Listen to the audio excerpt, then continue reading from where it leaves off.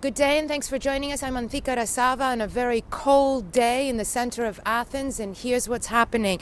The Prime Minister of the former Yugoslav Republic of Macedonia, Grxit, is accusing his Greek counterpart, Antonis Samaras, of creating problems in long-running negotiations between the two countries. In fact, he's calling on the United States and the European Union to intervene because of what he's calling the deteriorating nature of negotiations that are paralyzing his country's integration into NATO and European economic and security structures. In a very interesting interview with the Financial Times, Mr. Gruevski lays blame squarely with Mr. Samaras, saying that while negotiations between his country and Greece over a long-standing name dispute were progressing quite well, in fact, Mr. Samaras's rise to the helm of the government here last year marked what he called a radicalization in Athens's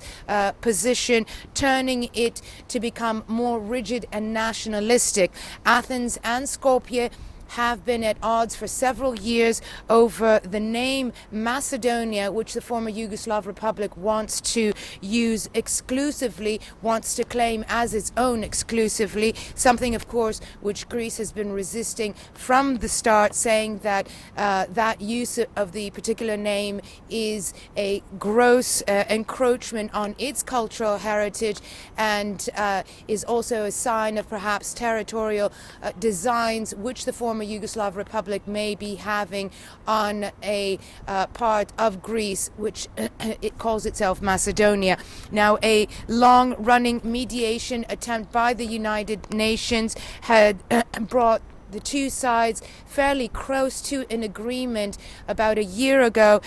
In fact, a compromise solution that was floated by the United Nations just before the national elections last year had both sides seriously considering the name Upper Republic of Macedonia for use in international settings, allowing the country, allowing Skopje to use the name Macedonia in bilateral relations with nations.